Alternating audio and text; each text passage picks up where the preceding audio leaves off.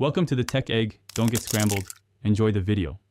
In this video, I will explain how to use vitamin E tablets for skin. First, it is important to understand that vitamin E offers wonderful antioxidant benefits for your skin.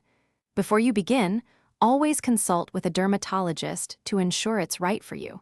Make sure to choose high-quality vitamin E capsules. Always start by thoroughly cleansing your face to prepare your skin for application. For direct application, carefully puncture 1 or 2 vitamin E capsules. Squeeze the nourishing oil directly onto your clean fingertips.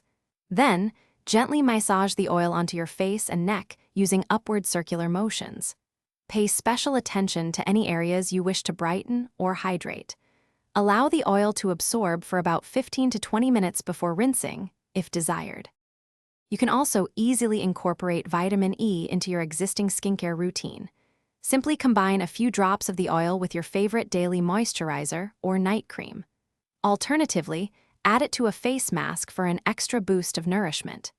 Mixing it with a carrier oil, such as almond or jojoba oil, can also enhance its absorption. Always ensure thorough mixing before applying to your skin.